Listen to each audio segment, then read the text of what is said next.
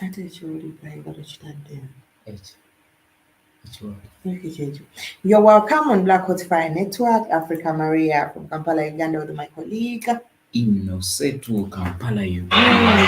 Hey, Mama Nyabo, it's a good morning. I'm trying to set our TikTok. Yeah. Uh, Black Hot Fire Network TikTok is crazy. But we can just It's set our it. Thursday. Yeah.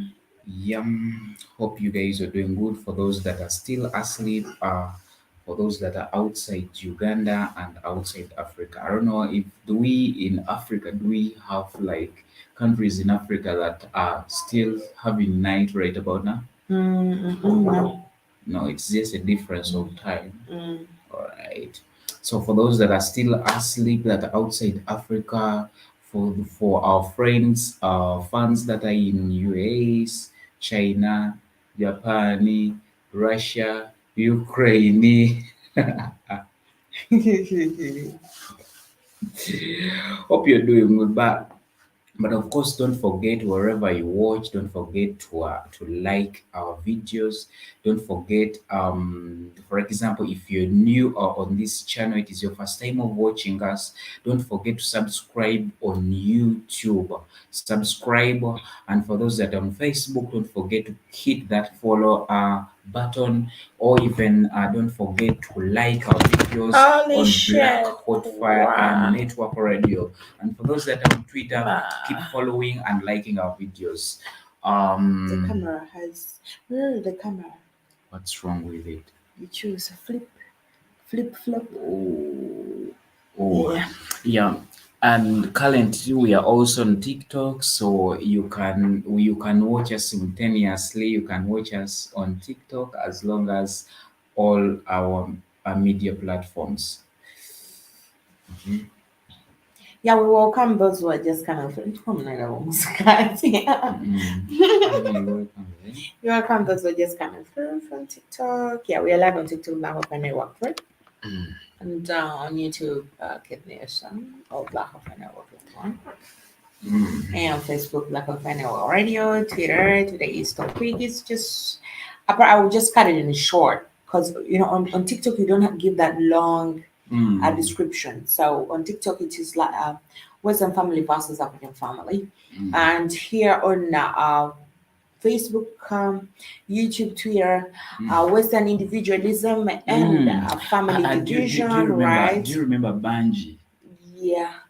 He's live on TikTok. He's watching us. Banji, thank you Oh, so Bunny, much. thank you so much for coming through. Thank you so much for, of course, watching us on TikTok. Now, recently we've had a lot that is going on all over social media platforms, more especially about the Africans in Africa in comparison with the African family and Mm. those other Black people who are probably married to the other Western.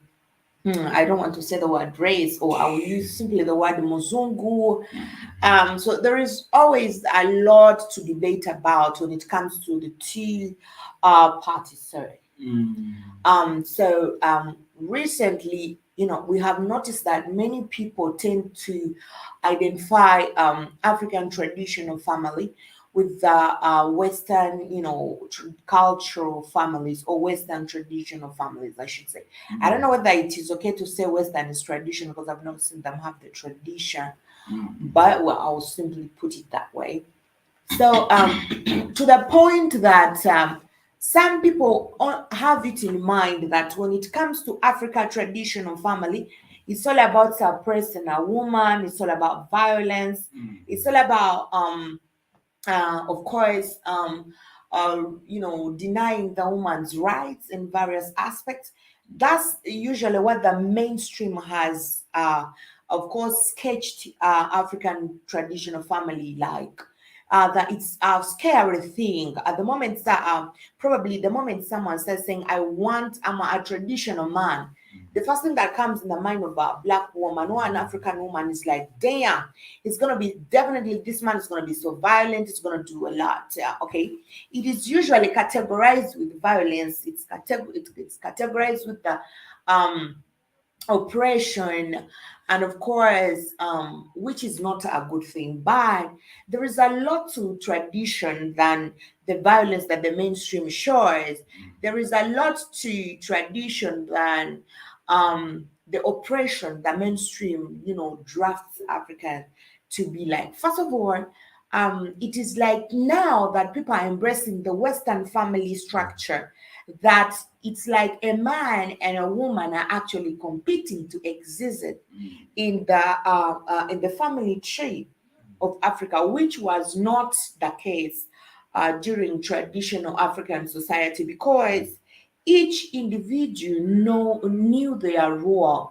A man knew what he was supposed to do. A woman knew what she was supposed to do. Children knew what they were supposed to do. Everyone had their role and their duties were divided. Um, and their titles were given to them according to their duties. Now, today, apparently, if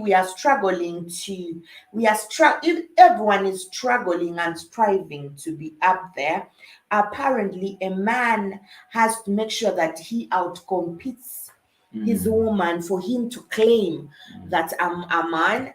And that women also have to make sure they outcompete the men so that they can still stand family and say, yes, I'm a woman. So apparently, the society has so very much drafted this whole thing that I feel like it's very scary out there, though people don't want to really mention it. There is too much pressure. There is um, there is too much pressure on both men and women, and this leaves the children like in dilemma. And I think that's why we have a high rate of single parenthood, because it's like the society, oh my god, don't don't don't accept that Chinese man. And the society has put it up there, and the majority of the people actually do not like focus on the real major things that are very important, both in African families. Now, and the African family, of course, consists of a man, a wife or wives, and children. It could also consist of adopted people from other families, relatives from a family of the same descendant, or lineage from kinship group. In various African families form various, come out. So African families usually are bigger than what people, of course, paid it to be. In Africa, the children you own are not only your biological children. How many children do you have? Like when you look at the African structure, it goes beyond your children to your brother's children, to your sister's children. That at times even these children will call you dad, which is agreed with. To the point that these children will even call me mom, because I am a mother in a role in their lives. So this is how the African structure is. Duties was very important. We know what sorry, I'm gonna put it down, please. um, Initially, the African family consists of a man, wife, or wives, anyway, and Wives. children. The family could also consist of adopted people from other families. I've been talking about this. Eh? Yeah. So I can adopt like children, like my sister's children, my brother's children. Or even somebody else. They become my children. That is African family setting. So relatives from family of the same descent or lineage for a kinship group. Various African families form a kinship system. Next of kin, and Yanzila Magulu. It is very important that legacy. It's very important to protect their legacy, and that's why nowadays, Jovolaba, a family was a strong unit in the African structure. But we have seen the family being influenced Mm. to the point that nowadays you know that you cannot even beat your own child. Mm. Your child can get you arrested. Mm. And the next time when these children do things, when they do wrong things, still the society is gonna blame you for that. But you can't, the child belongs to a government. Mm. Nowadays, children don't belong to their parents. Mm. They belong to the government. Mm. And I don't know how, because apparently governments have not been raising African children. Mm. We know that for sure. But recently we have seen there is a lot of modernity, there is a lot of Western influence in Mm. the African families. Mm. Like the promotion, they usually say the human rights. I don't know. Yes, I know there are some other parents Mm. probably who are so violent. Maybe they have mental problems. Me, that's how I put it, because there's no way you can beat. Some people need mental help. Some people have mental problems, but they are always categorized as normal people. Because I don't see how you can beat and even ban your child. There was a woman I saw who banned her child Mm. because the child stole 100 shillings, I think, and went and bought a Wallahi. sweet or something. Mm. She burnt her hands Mm. in the fire. Mm. So as much as most Africans ignore a lot of things, but some people are mentally perturbed. I saw this woman, like, she had a mental problem. She needed to go and see a psychiatrist doctor because her mind wasn't okay. But of course, she was arrested and stuff like that. You have to evaluate such kind of things. So I feel like you don't associate insane people with the same people. You don't categorize us as the same. The other special case needs to be handled specially rather than trying to group everything as a whole. You cannot punish your child. It was normal. We all grew up when we are being punished. This mama anga bang him sapat. Hmm? Me, I remember the one time mom sent me to go and bring a. She said that Maria, go and bring a cane. She usually used to have canes. So I think she was looking for her cane and she didn't say. She said, you should go and bring your stick. I carried a very huge log, Mm. a big one, and I brought it to her. I told her that. My mom said, you want me to beat you with this whole thing? I just say, I just told my mom, just beat me so I just die at once. Mm. So, and after taking a very long time where she sent me to get the cane, I sat, I played on the trees, I jumped, whatever.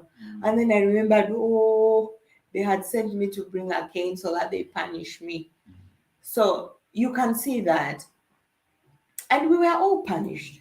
But now, even we have advocates who even go to schools. They reach schools and they start teaching children. If your parent punishes you, you can go to police and report. If you don't categorically explain to these children what kind of punishment they should be reporting to police. They don't identify things like we have got some people who are sexually abusing young children. For me, I feel like these are the most important things that should be addressed in the society than trying to tell the child that for you to be punished is a bad thing. Mm. So apparently, a lot of parents will be punishing their children in Africa, and a child will stand and is like, if you do that again, I'm taking you to police. You cannot punish me because I'm taking you to police. Yeah, because we have advocates who move in different schools. No, don't put that. Don't add that Bangladesh. Kagate. Oh, there we go again. Hello. Khoti de putro. Hi, how are you? How are you? I'm okay. How are you? Where are you from? I found same like you.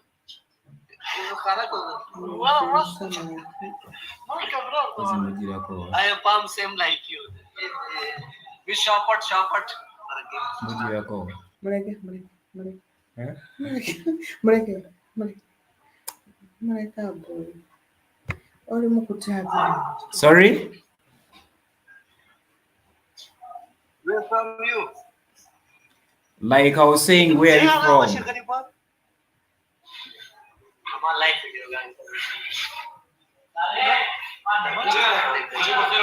Mugamba your life from Uganda. Mugamba your life from Uganda. Tufudde. Batumye n'abalala. Ogenda mukomo.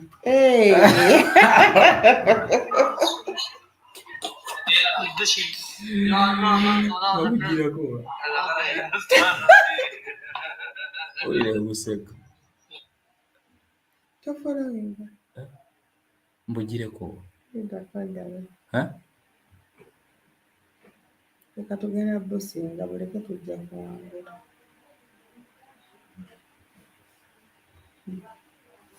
No, these guys, Sokodde eri bayinza okuba waliyo gwe tufunye ku YouTube. they always don't have, like, they always there to I told you stay. not to add them. They don't have things to do all the time. He's going. Off. Those guys, it's like they have too much time to waste. They don't have what to do. Is it because of unemployment? Is it because of too much literacy? And they Is have it- run us Yeah. people. Nebali obusiini abo abantu olaba ayinza okukubirawo n'omusolo ku TikTok. Kasita aliko oluganda mukamawo ngadduka. Agende naye sokodde olaba nyatulaba. Eh? Anti kasita batandise ebya March. Kirungi. Wuuyo kwali. Wano ffe Ffe abali wagula. naye y'oyo ndaba wano ali mugundi naye tali mutulaba. Go live together. No, we have to invite.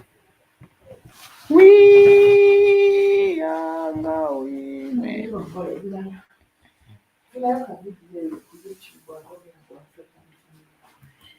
Yeah. So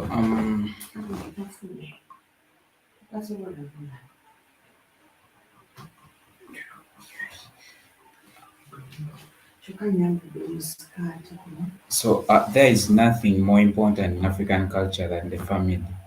In most tribes, like the way these people are drafted, the tribes in Africa, family is not considered to be just an immediate family, as in the Western world. But it includes extended family, like the aunties, uncles, the family system.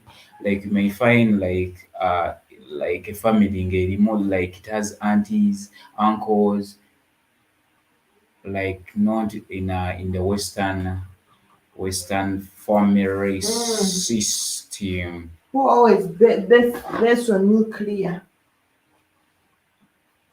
Your family is not extended.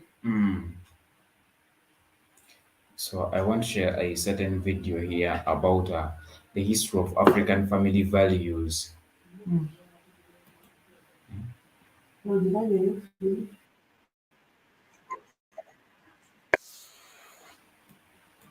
Let me try to share this video out so that they can watch out this video.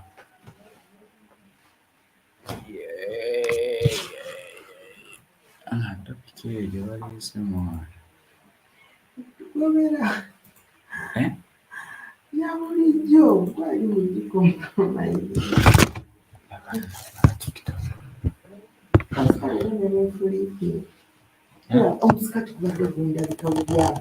Gubadde tegulabika ku live.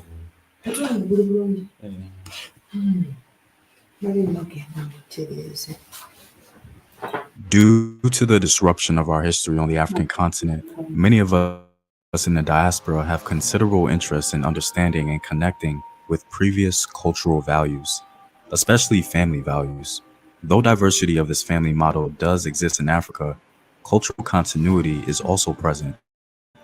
So today, via a Patreon request, we're going to explore the history of African family units and how they functioned in a given African society.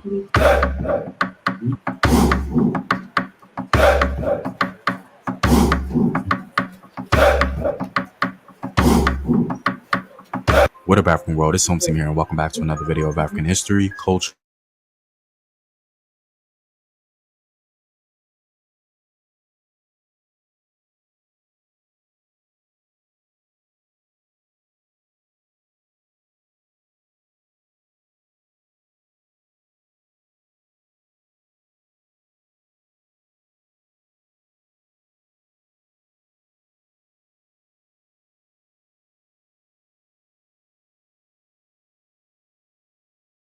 discussing African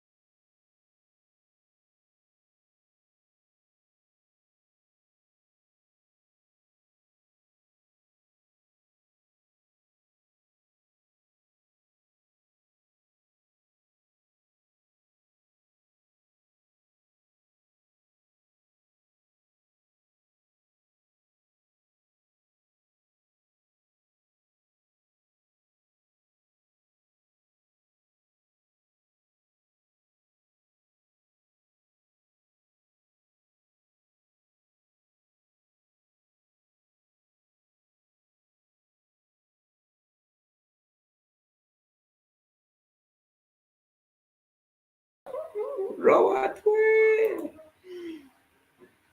Never Never forget. forget that sometimes people need a change of mind. Never forget Jim Jabbar's, Robert Williams' acts. Then we'll take a couple of video. So, tukoze ebigambo bingi akuba nnyo obulala Nakakalango. sajja kwogera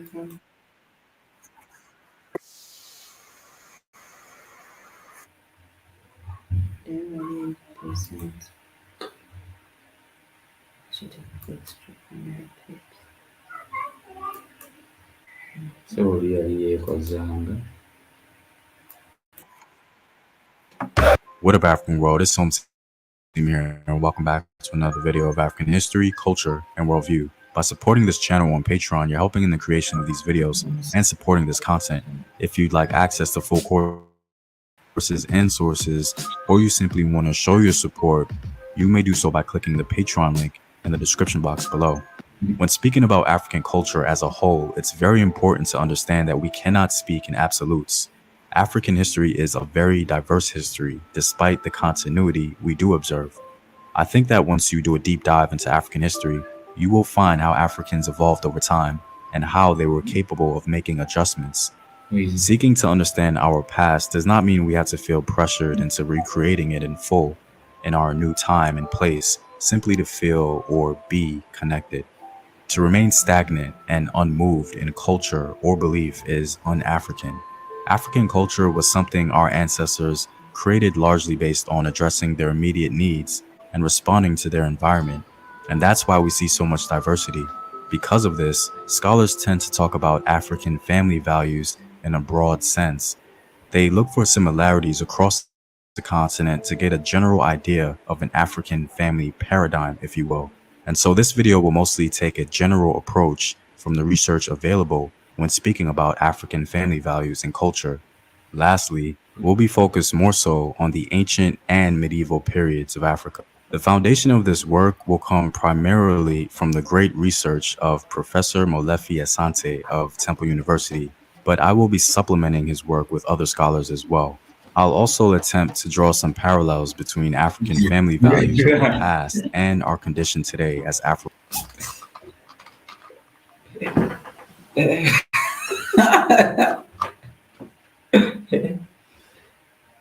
Network. Waba ginyenti.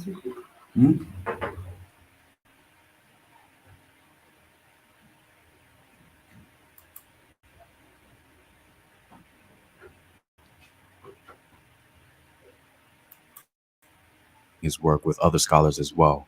I'll also attempt to draw some parallels between African family values of the past and our condition today as Afro-descended people. So let's begin. One thing that immediately stood out to me when studying the culture of African families was that the idea of a nuclear family and an extended family was one flowing concept and not separated.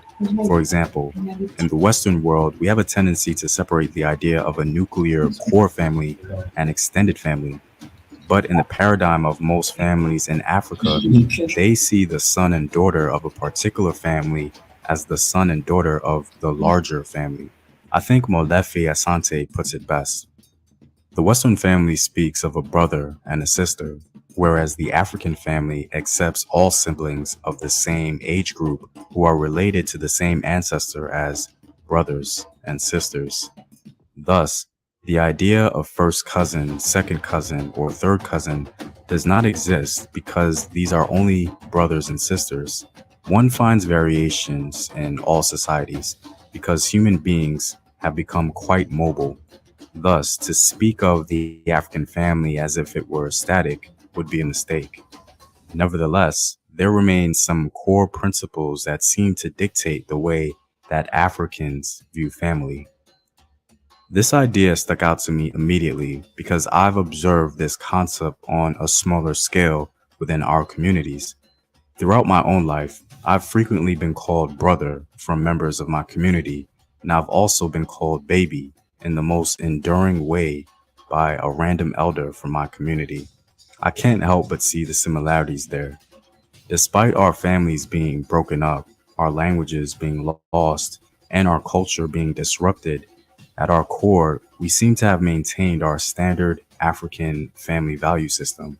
What I find even more interesting is that when I would be called these enduring terms by members of my community, I wouldn't think twice about it or find it odd. And I'm sure many of you wouldn't either. In other words, the disruption of our history and our acculturation to many of these newly introduced Western value systems seemingly did not vanquish our deep seated African family values. I think the work of Professor Malefi has made him come up with a great definition to what an African family is. Here's what he has to say. Family in Africa is characterized by persons unborn, living, or deceased who are related to each other or may become related to each other through direct blood and ancestral affinity. The difference between the Western view of a family and an African view of a family based on this definition may be the idea of the unborn and also the ancestral affinity concept not being included in the Western view. According to most African scholars, procreation was a huge part of most African family values. It was the principal role of family units because many Africans believed that life did indeed continue after death. And so that soul or spirit that left your family member's body can now come back. And so it was important to maintain the procreative process to maintain the presence of ancestors in the land of the living and within your lineage. If this was not maintained over time, the idea is that they would return to some animals. Often, the African elders' only worry appears to be, who shall ritualize me when I am deceased if I have no children? Today, we acknowledge that many people struggle to have children. This is as common today as it was in the past. And so the lack of children does not dismiss your Africanness, nor does it dismiss your humanity. It's important to understand that this value is founded on the belief of reincarnation, and not every African people imposed that belief on the value of family or procreation, or even believed in the idea to begin with. Because of this strong sense of community and purpose for family, many African families take birth and naming very seriously, as do other cultures around the world. But one thing that I find quite interesting, which is in clear contrast to our Western view, is the idea of marriage. Marriage is viewed as sacred and was intrinsically tied to the community. One of the most ancient African societies expressed this idea in full. Marriage in ancient Egypt was more of a community event rather than a state sanctioned legalized event. Troy Allen of Southern University puts it nicely. It is well known that marriage in ancient Egypt was a cultural event, not a legal or religious matter. This just goes to show how powerful the concept of community and family were, and how they were pretty much one concept, adhering to the continuity of the larger African family model. Husbands and wives were validated and acknowledged by their given community and were perhaps expected to procreate just as in other regions throughout Africa. In general, when it comes to African family values, the family centers on a group continuity and economic production, male female complementarity with their strict gender role responsibilities, the practice of procreation as a matter of spiritual and community life, acceptance of children of the same generation as sons and daughters, and a haven for identity, nurturing customs and traditions. When looking at families in African history, we often see the existence of polygamy, in which a man has several wives. Even though we don't necessarily connect with this idea today, one of its purposes was focused on economic production and advancement. The idea is that by increasing productive capacity with the increase of family members, biological or adoptive, economic strength was maintained and secured. If a man could not provide for multiple women, then the expectation was usually not to pursue that model. Abuse of this model has certainly been observed in Africa, as some men sought brides as power symbols and ego upliftment. One of the ways in which African families dealt with single motherhood was by trying to ensure it did not exist. In general, most African cultures in which a woman was found with no father for her child or children, that woman would be accompanied by a male blood relative, which in most cases would be the brother of the deceased or absent father. This male blood relative will then assume full responsibility of all duties. Broken family units existed all throughout time on the African continent, and so this is not to say that these models were advanced throughout all of African history, but that this was simply the standard ideology which was injected into the various cultures present on African soil. All in all, I think there's value in learning about the history of African family values as we try to advance a model for our own families. Well, I'm all out, guys. If you like these videos and want to help in its continued production, consider supporting the home team on patreon.com. The link is in the description box below.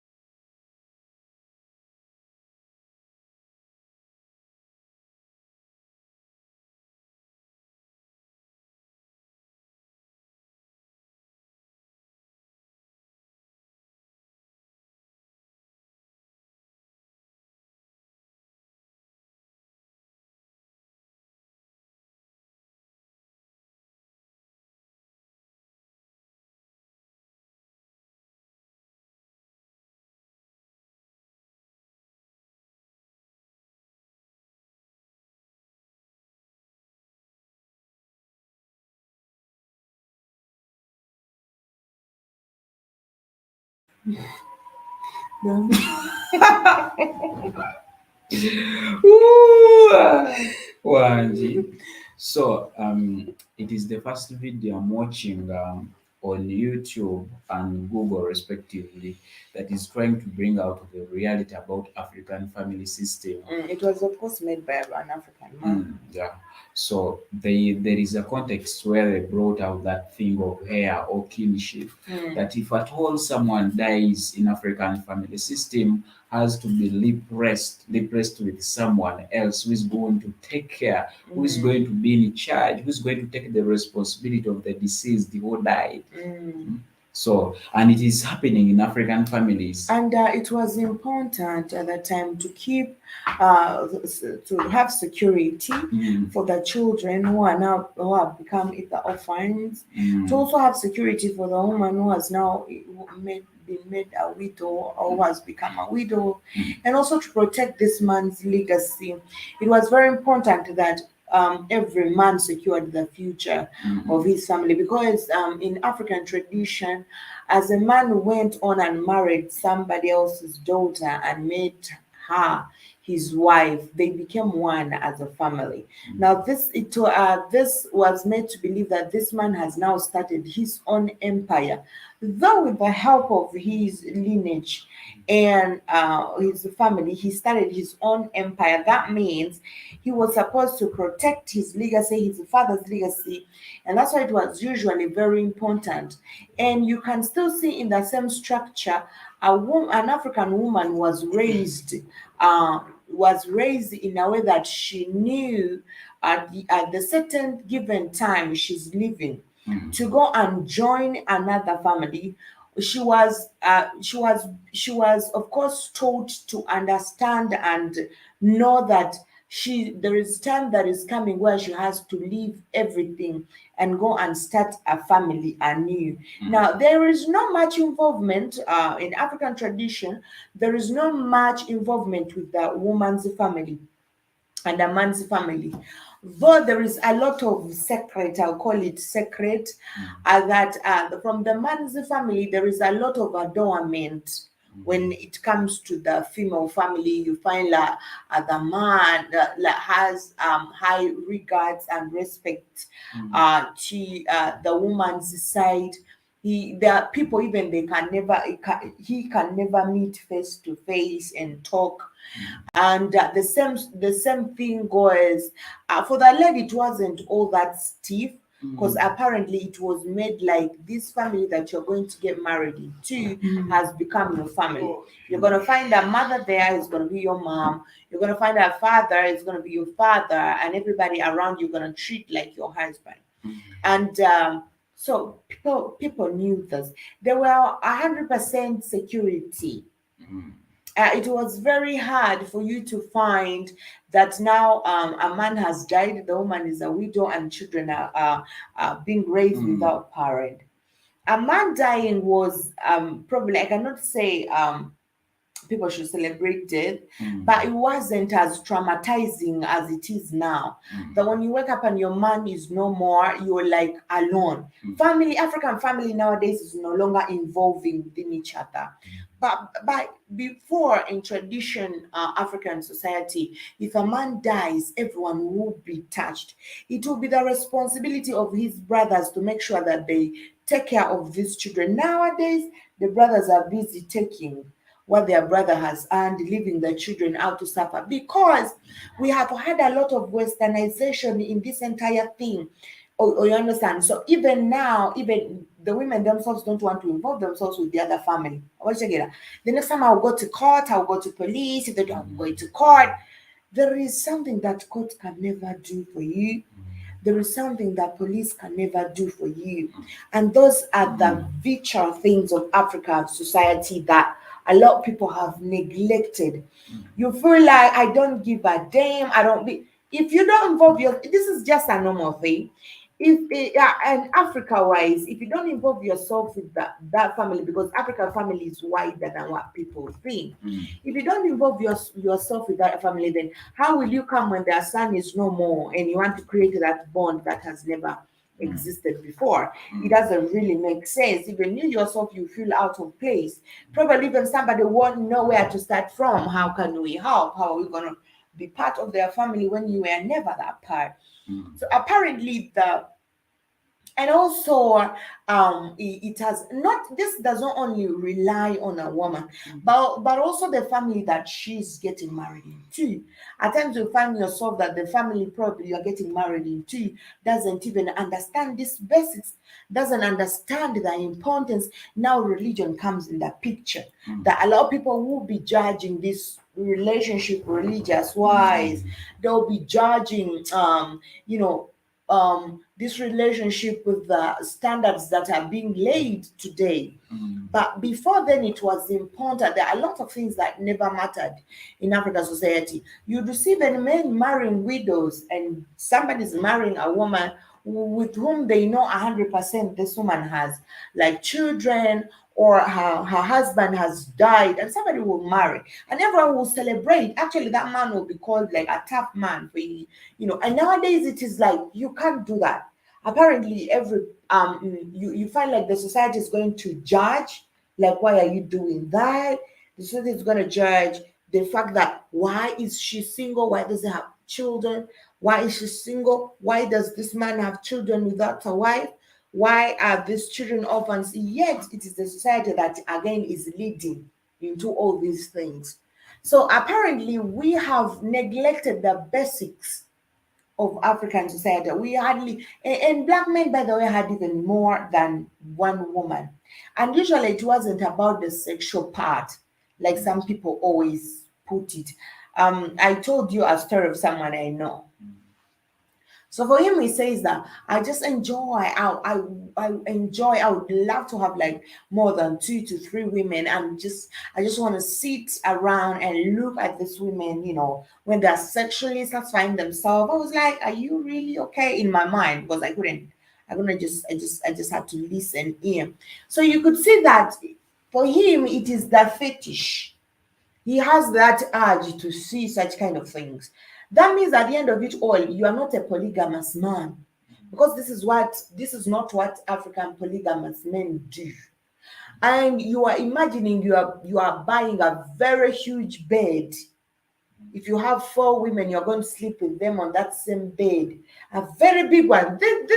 I've been talking to polygamous men, more especially the polygamous men from the United States. They have this fetish. So because I will have to buy a very huge bed, and I imagine myself sleeping in the middle, two women this side, two women this side. I'm just in the middle, and other two women just above my feet. So you could see that. I'm like, is this the benefit? Is this why you like want to have more than one woman? But in African tradition, it is a man could even marry a widow when she has, and for the rest of their lives, and he doesn't even touch her. You understand? But he wants to stand in and protect these children. You find even they have no sexual connection. He just wakes up and marries because he knows the goodness that comes with these children he's taking in. He knows he's expanding his family. He knows he's building an army. And will just marry this woman, and the society will know. So it will be up to the woman to say if they want to have the sexual connection or not. But in the eyes of the community, the woman will be belonging to this man. So in tradition, men have done those things. So because at the end of it all, these children need a father figure. These children need somebody to take care of. And probably at times you find even the women like sex was the least of the things that African polygamous men used to do. You'd find that probably this man was physically attracted to this woman, but the woman doesn't have what he would wish to have in a woman. So you'll find that a lot of these different women had their different roles that they were playing. For example, you would find probably this woman is good at doing house chores. She's strong, she's energetic, she can even do various things. And one woman can. And you find that she's so kind. She's very good with the children. She can take care of the children. And the man notices that says this woman can take care of the kids. And this one probably she's in that. She can do that well. So probably this other woman cannot keep the place clean. These others can keep the place clean. And that's how they did. Because they knew what another woman can do, probably another. There is nobody who's perfect 100%. But majorly, these are the things why African men were polygamous. And today, it is not that issue. Because we find that most families, they are housemaids. A woman just comes in. There is somebody doing apparently everything. The only thing that you would find a woman doing is producing children, having the sexual connection with her husband, to the point that even others don't cook. And some men are comfortable with it. But in African society, you don't bring a maid. Those days, bang a maid, you don't know that proverb. Where say that when they bring you home, because they will come and you because you actually collar. So somebody else is coming to do shit for you. Because those days, that is how it was drafted. So like You're gonna go get us something. okay. Tujja kubbayo n'akalala baleeteko bashaka badde tukwogereko bbiri endala olekwe. So like you talked about like someone bringing in a maid and they said that is wife. Yeah. Wives in African family system and structure, they had responsibility as a wife. So if at all you can't fulfill your responsibilities, of course, men had to be polygamous, and actually, African family system allows polygamous families. So you talked about like men in the US, like they talk about like sleeping on one bed. Like that is the fetish. So, how do they add it? So for them, they think that is like African men. There is a way they did polygamy in a respective manner. Like you find you're a wife to INNOSSETU here. He also gets another wife, maybe somewhere nga walako, but not to dunia. Waliwo atakaba kamanyiiro. They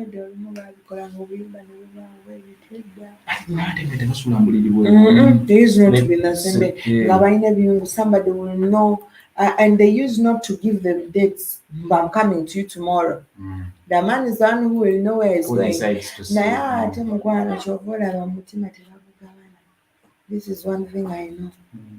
Nti olaba even if they would be having, era olaba nti alina gye yeekubirira all the time. Mukyala mukulu. Not even mukyala mukulu. Because in most of the cases bano abakyala abasookanga babafuniranga bufunirizi. Okitegera? Now he makes a Kati naye decision. alina decision ye. Kati others ne babagamba wasa omukyala oyo bawafudde or stuff like that. Naye era ate nno For us, our mom told us that weesanga ng'era alina we yeekubira bwe ziba nnaku musanvu ng'alina w'amala ennyo. our mom told us that they just got hired man during those days, but like mommy's home, they use not to kutambula too much. They use not to like moving too much. They were in always the village. indoors. They're always at home. So like how can I? Do you see like that where we branch from when we are sloping down? So that's where was the man living. But my mom didn't know that man was living there. So they made her marry this man. But like they prepared everything. It was a traditional marriage. They even took her in a car during those days. But they took her at night. She did not know that the guy was staying near. So they took her at night. She spent like 2 years without going back. Not knowing that she realized that the home was near after giving birth to 3 kids. But they just got her man, our father. So she did not realize this, and that was African family setting, I guess. Yeah, because first of all, in African family setting, like ladies could not move a lot. All the time they were indoors. And they used to fence the houses with reeds. That it was, you wouldn't even know, except that you'd hear the sound or the noise when ladies are playing or doing stuff, and somebody will know that, oh, those people have ladies inside there. And whenever they would be going to fetch water, of course they have to move with the man, either their elder brother. That's why men having a boy child was a symbol of protection in Africa family. That's why everyone was striving, like, I want to have a boy. Usually people say children come from God. It doesn't matter which sex of child you're having. But there is a reason why it was very important in the African society for someone to have a boy child. Because the man was to be 100% sure that the daughters she has are going to be protected by the brother, and the brothers knew. So, like, if it is like evening time that girls are moving to go and fetch water, it is always the brothers that would accompany these ladies to make sure that the ladies are protected, no matter how young and no matter how old these ladies were. So African boy children were brought up in a way that they were taught to be protectors. It didn't matter, as long as this child would start moving, they would make sure, even if the sisters were 10 years old, they would make him know that you are the one who is supposed to protect those 10 years older than you sisters of yours. So each time, these boys were raised in a way that they know. And the girl children also were raised in a way that they knew he is our protector. He's somebody who's going to defend us. So that was the African system at that time. So if you say that your mom just got married just few meters away from her home, and she spent 2 years in marriage without knowing that 3 years in marriage, without knowing that her home is just, she can even shout from the other side and they hear her from her home. That is the typical sign that these African women usually were not even allowed to move. Where are you even moving to? Because it is not that they were confined or something, but most of the activities that they used to do were always around the home. And if I told you had to move outside, that means you would have someone escort you over to wherever you're moving. All right. And by the way, whenever you could get married, and by the way, whenever you could get married, nowadays I see like you get married, your sister is always there disturbing you, your brothers they're always there. But the other guy, like she spent all those years without seeing a brother, and what because even the means of communication by then were poor. Mm-mm. But after realizing after 3 years that the home is near, She started going there. whenever she could cultivate, she had to send things at home.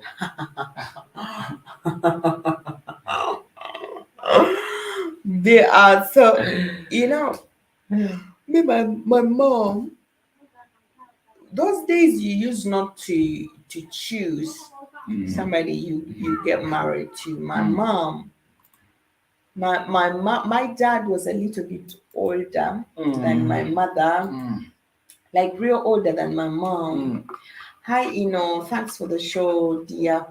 Good vibes, good vibes, good vibes, good vibes, good vibes, good vibes, good vibes.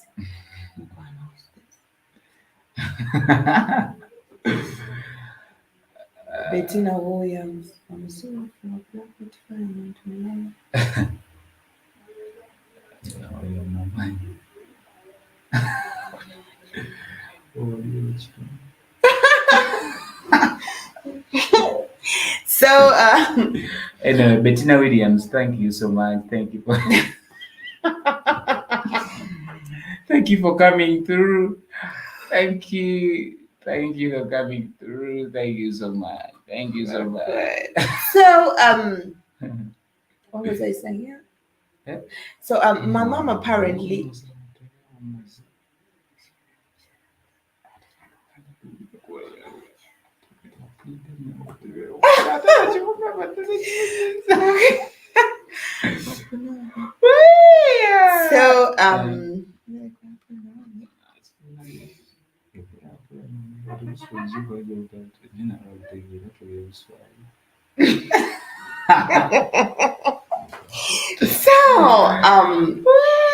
when my mom when my mom she tells us a story, of course. My dad married my mom, she was 12. She was 12 years when my dad married my mom. My dad was working already, and so my mom, like, they came home. Oh yeah, so they came home, like at our home. Even my mom didn't know my daddy.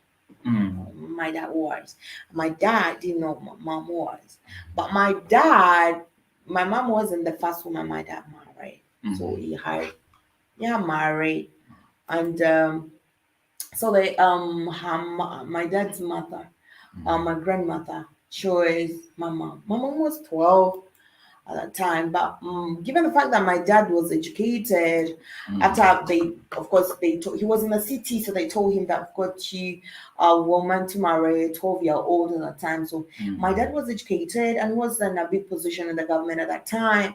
So he of course he had to take my mom to school. He asked that my mom should continue with school. So my mom continued with school. She went to a medical school, stuff like that, blah, blah, long story. But they were not like so very far from each other. So that the crazy thing of this oil, like, my dad's family were like super rich. And most of the people from my dad's family were very educated. But he had one brother who was crazy.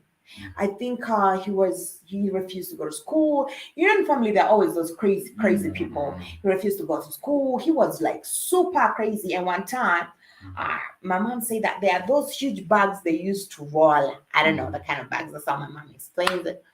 The bags were huge. At times they used to roll. So one time, the younger brother of my dad was coming from, I think, the city, and he was rolling the bag all over the village. And everybody was like, damn, but the guy has a big handbag. Is that? Everyone was looking. So they had the cotton ginnery, like the cotton, the ginnery. So they had a cotton ginnery, like where everybody used to go at times. So some other people used to go work there. My mom was coming from the water to fetch water from the well, and met this my the brother to my dad. Mm. I think he was young in their family. So when my mom was very crazy and stubborn, and she shouted like, "Say, don't roll your back. You think we don't have bags now? you know, you know, I'll carry your bag on your head." So the guy like got furious and like he started stoning, and he was grown. So remember now, my mom is going to get married in this. You understand? So the guy started stoning. I remember. So my mom has that. That Kenyan, stuff. So their looks were a little bit different from the people around. So they say, look, there is that thing they used to insult them because their skins were light. Mm. So they started insulting my mom. And so imagine now this is the family my mom is gonna get married to, and now this guy knows my mother.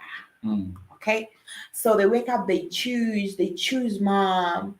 Um, they choose mom, and mom is going to get married. They go to, of course, they do their wedding. It was church wedding, traditional wedding stuff. My mom goes get married to my dad's side, and he meets this dude. The way that guy made my mom suffer. Namukwana yakala. Nawandika ne ebbaluwa empanvu bw'ati olabdeeta n'agiteeka mu bbaala. The other one was Tony. Hey! That uncle of ours. Remember our dad was working. He would do come, remember mom was young.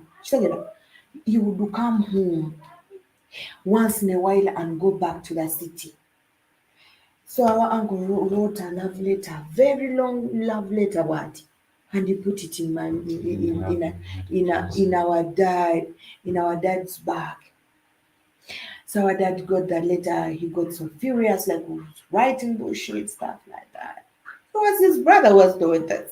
So my mom at that time didn't know even he was getting married to the family of these people. So you see, and probably he didn't know what was going on and stuff.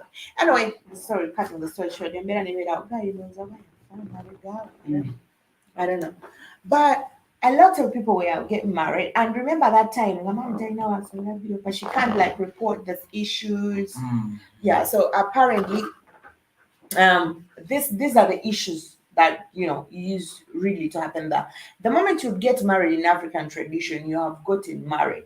You would assume your responsibility, no matter the age at that time. So yeah, that's the situation that people usually face. Though there is a little bit of disadvantage, I would say that most people that people got married to had a misconception of how things were run. And me, I believe that all this distortion or misconception or misinformation that various people had was basically about religion. Religion also introduced its other kind of ways in the African family structure. First of all, if you look at Christianity, which does not support polygamous, you also look at their kind of system that every time at a given time you entrust your family with of somebody who has even never been married before, assumingly. But we know they do marry. Do they? They do. They do. They do. Okay. Move on. No. Yes.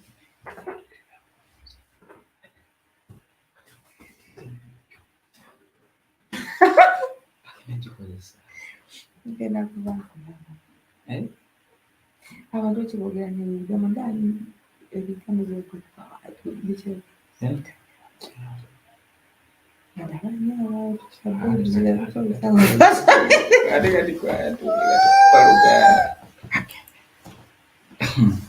Religion in most actual African societies also supports moral. Oh shit. It doesn't. Let's use another fake. Like the other time. No, I'm not giving it a chance. I'm giving it a chance. But there is a way religion is taliko. Is a mania with dialika. Never want to Well, thanks for the short day. Good vibes, good vibes. Ekintu ekiraba nnyo mu muntu buba buli automatic. Ndaba nnyo abantu abakugamba good vibes, good vibes. Bakadde amagambo. Edda kati omanyi nze kyendowooza bulabika bu emoji. Kati ko nekateeka mu bigambo.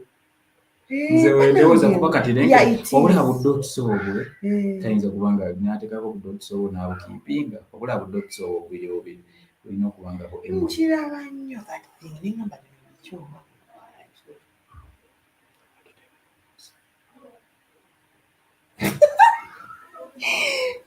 Nze olaba ekintu kino like something I talked about might have gone there.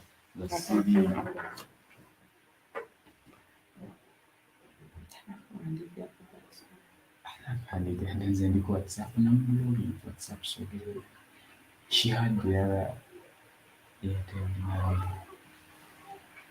WhatsApp Najja kujja ng'omukazi olumu ajja kuwandiikira comment bagende batusekere ku live. kino kyokka kirabisa nkigina ku disco kati nkola nzeka Mbeera Bettina Williams era ntegeereddewo mbona alabika muntu anti tamanyi ze bampita wayi tamanyi sikwogerako buli kaseera kati nze ndi bbaawe mukwana mpola yankolazinga sho mbwerabuka kano ketugenda kuleyi kadakika ttano nga kantu tuleeyenga nga bwetunonya ebiro abantu tebeewummusa kati ekulya ezinizeewo bwanna wamusindikira kekanaka wamusindikirako wabimusindikira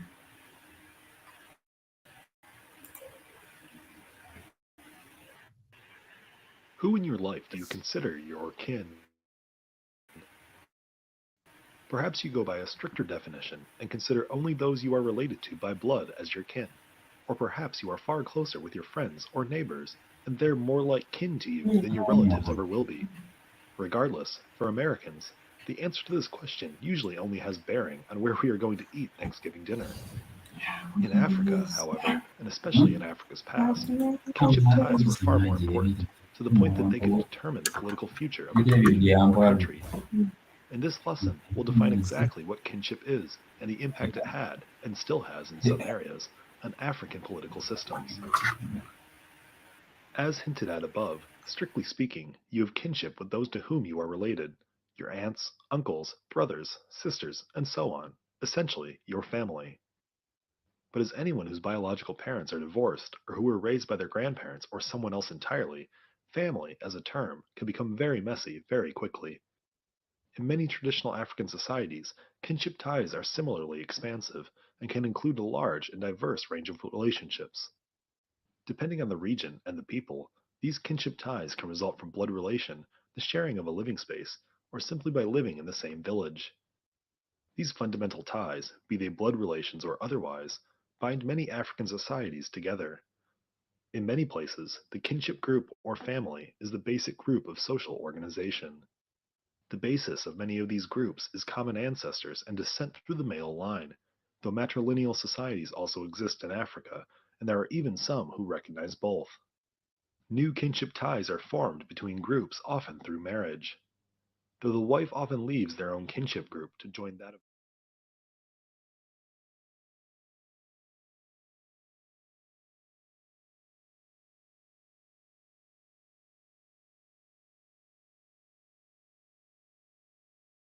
So currently, kinship in African family setting is something that is vital.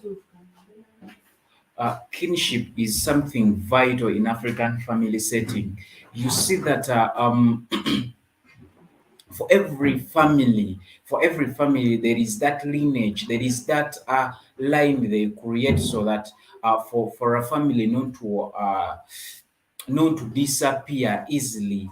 Like you see, when for example a mom dies, they have to give in someone that is going to replace her, somebody that is going to take care of the responsibility. For example, if at all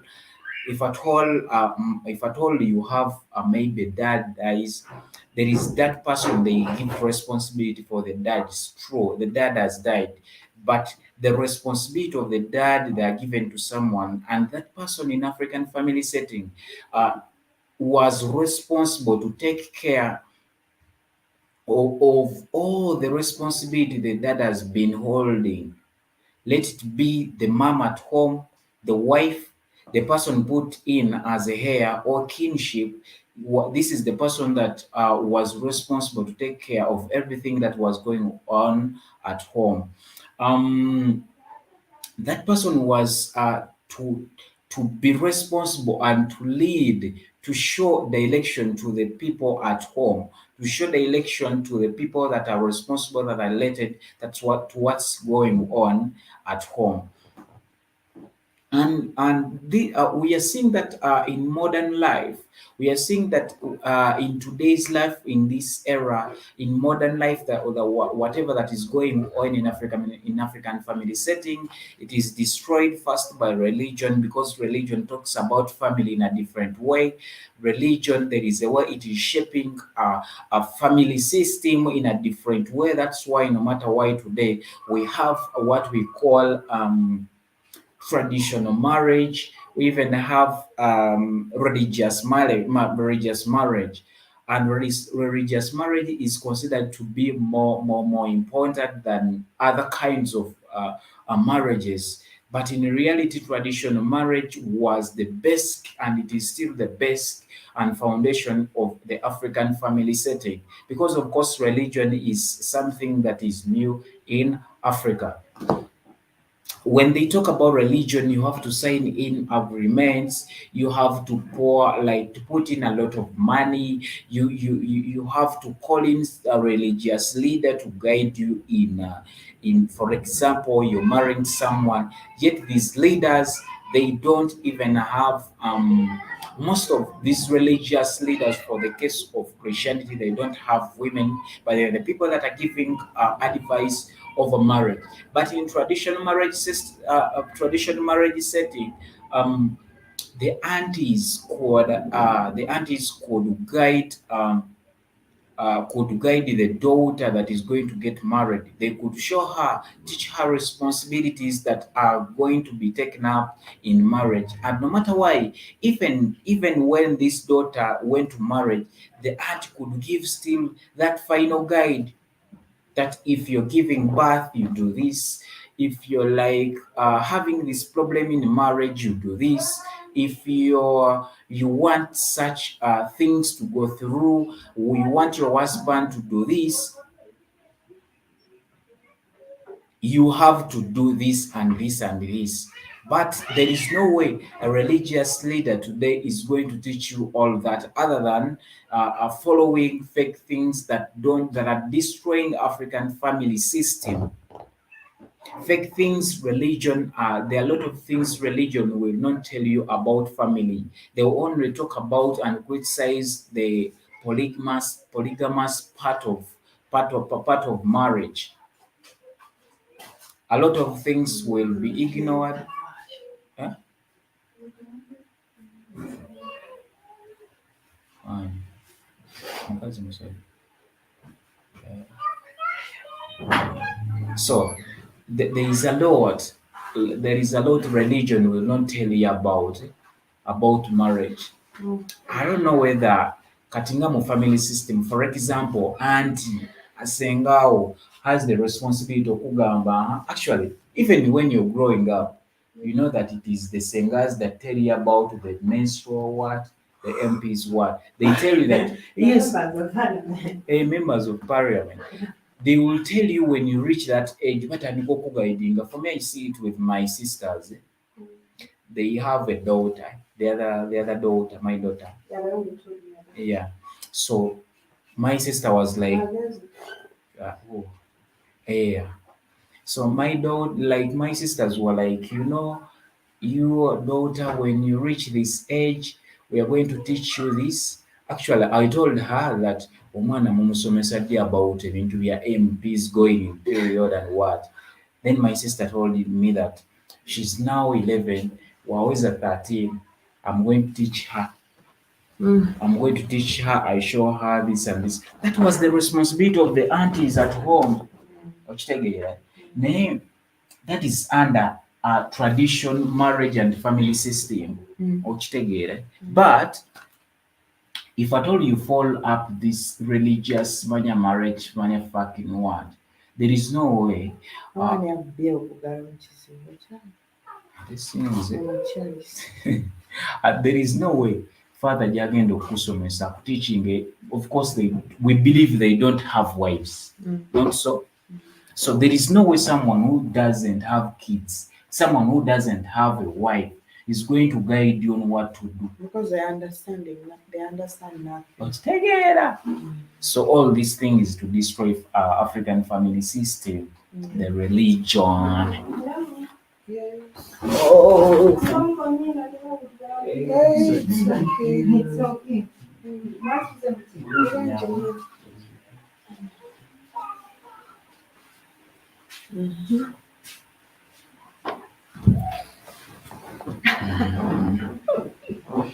So byonna it is to destroy African family system. Kitegeera. Kati simanyi kyokyogerako oyo olina fresh yankalaba bakasimulira bwana nkasimu bana use and delete their comment.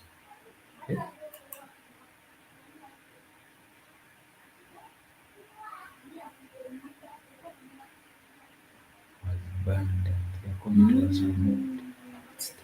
Tekibadde kyamaanyi nnyo ekyo. Agenda kubuuza maaso.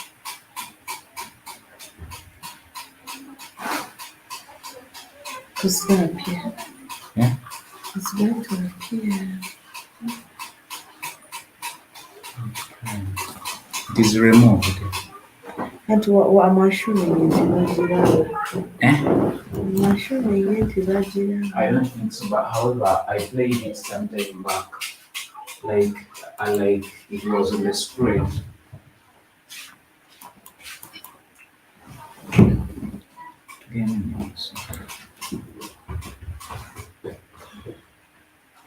There is no way. Can't we undo it? You can't. You can't undo. So that situation, like you were saying, the women number is also there. The situation, like you were saying, of people knowing their duties. Nowadays, if you follow the Western culture system, apparently the children are not raised, not homeschooled, they're not raised with their parents. It's either social media is raising the children for you, mainstream is raising the children for you, because apparently everybody has no time for nobody. Say that. Like people are a child comes from school, the first thing they are going to do is sit on a TV screen, watch whatever is going on, or probably they have their tablet, they don't even care, you have not taught the children what to do. And this was not the system that was traditional. I don't know whether this comes with a package of modernity. But I feel like a lot of Africans now have rejected the structure. Poverty and government policies. No, I don't think government policies have a lot to do with how you raise your child, though at a certain point they do. but it doesn't stop you from, homeschooling your children, like telling them what to do and stuff that's going on in the world. But as much as the policy, of course, will prevent you from trying to give your children like what they call corporal punishments. It's like you cane your child like 2 to 3 canes, like when they've done something wrong, like they used to do, or try to put your child in a place when they do something wrong. um so maybe that interference, yes, but also that doesn't stop you from like telling your child what is right or wrong. And secondly, African people, they shy away from the most important things nowadays. You pretend like your child doesn't know that sex really exists. You don't even want to mention it in the house, but this child has a phone. They go on different social media platforms where they are reading different vulgar words. They get to read some erotic stuff on different platforms. And but at the back of your mind, you still think this child is young, yet you have left this child to the world. The child is being groomed by a society that doesn't care whether she's young or whether he's young. The society that doesn't look at your child as a child. So this is the kind of what we are growing on, and this is the kind of system that our children are being raised into. And for the fact that that's why we have a lot of cases of grown up people who are sexually molesting young children. Actually, there is a video I saw on TikTok. These people started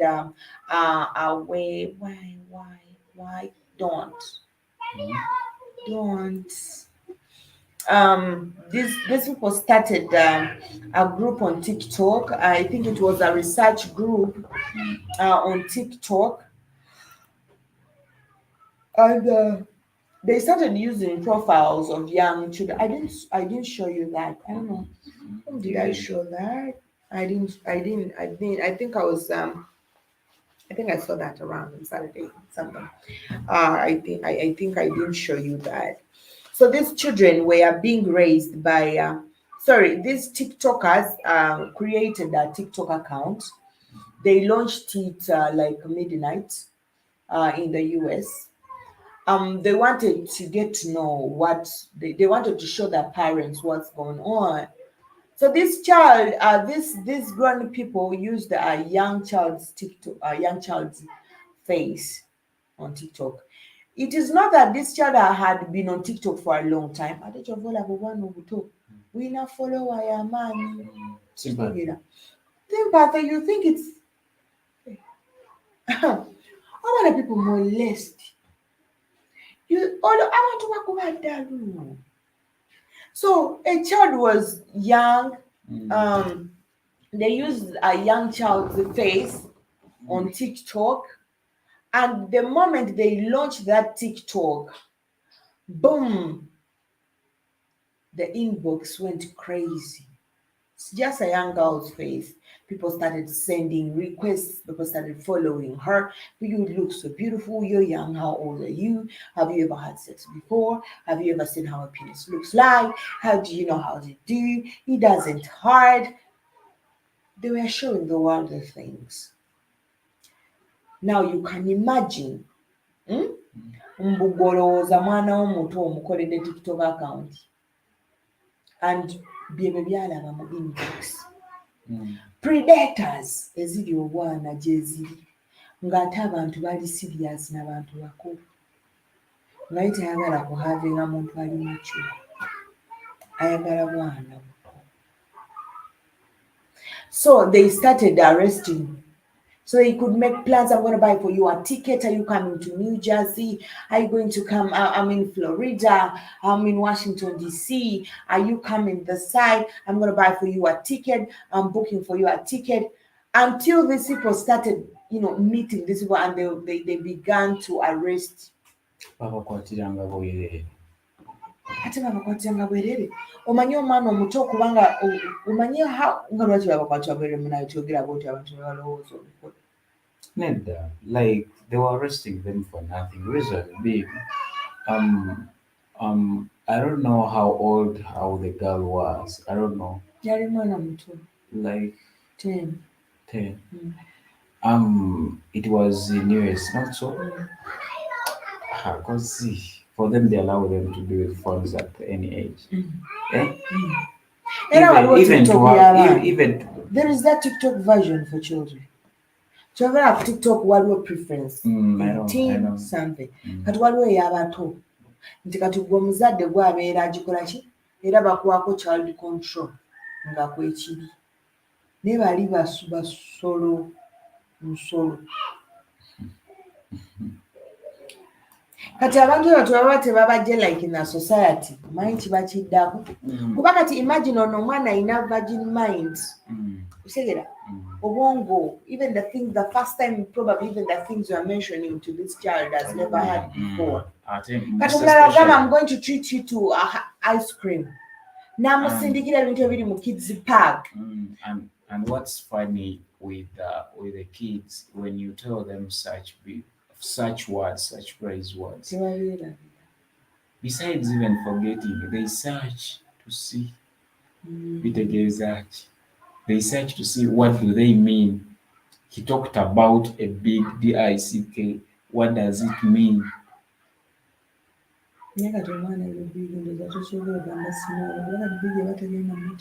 Nange ntise lwowanda nabawagala ebirungi.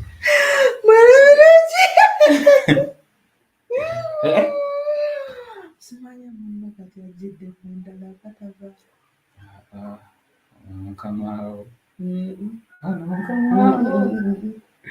bwe wagenze ku Black Planet omuki wagenze ku channel y'abagamba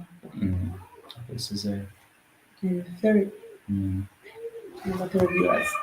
So such kind of things happened, and people were apparently being arrested. Now we are having a society that is grooming children. That's why our WhatsApp guys, good WhatsApp good good rising. Jenna. Let's get up. Yeah. You're welcome on our live. We hope you are doing great. How was your night? Boy, Robert Williams, I love you, Bettina.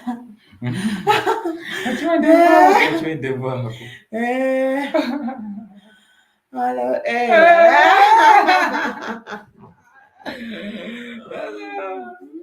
I love you, Robert Williams.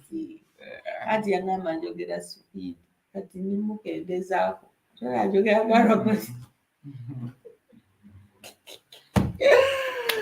General Mosquito, what do you think about African family societies and, of course, in correspondence to Western influence?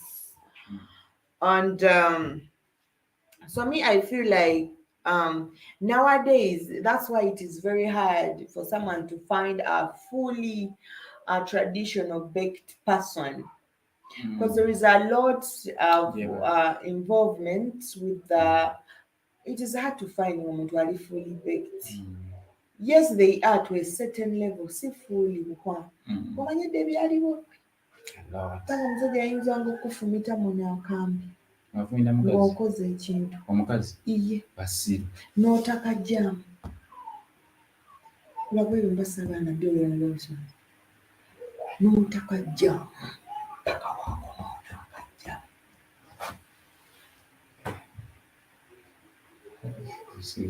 kubeera conservative. But conservative is a good thing, but it depends how. Primitive. Yeah.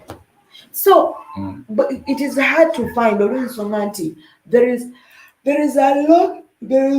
lot that these people are being exposed to. What's amusing, Mansai? Yeah, munange General Mosquito naye. No, there is someone who we had forgotten that Robert Williams had commented. So there is someone who came before you and was also Williams, and we thought it was Robert Williams. You are not going to get that story. So when you said Robert Williams, we were like, who? We were like, General Mosquito also just thought it was Robert Williams, but again we scrolled up and saw that Robert Williams So was I caught also. you guys early today. Yeah. Yeah, we are early today, but we have been coming early for some good days, like 4 days now. We've been here early and early. Sawa munana. Ruto. Mama tumare tugende tufunge. Because Yeah, no, let's finish. There's 2 hours that we're going to make. groceries.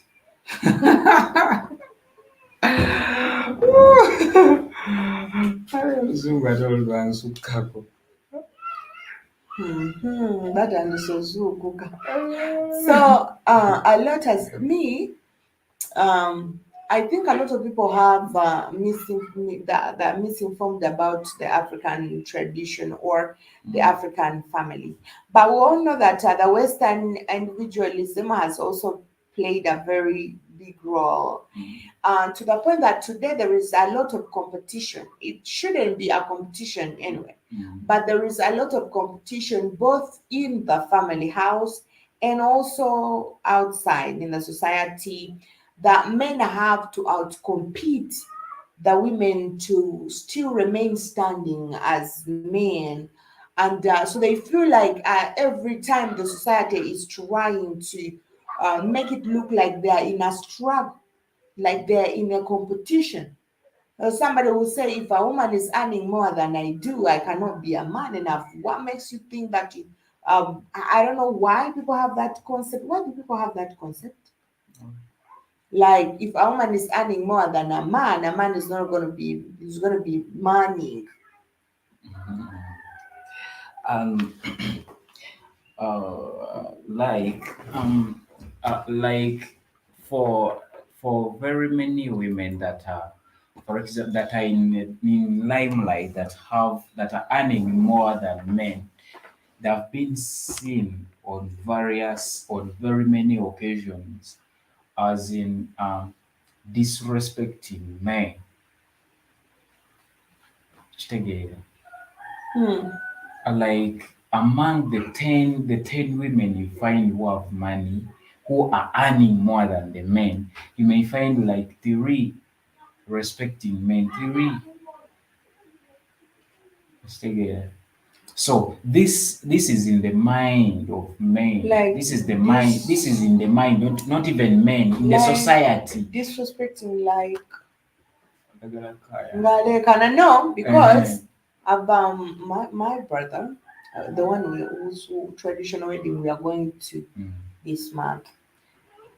He had a first woman he married. Actually, this woman was a little bit older than him.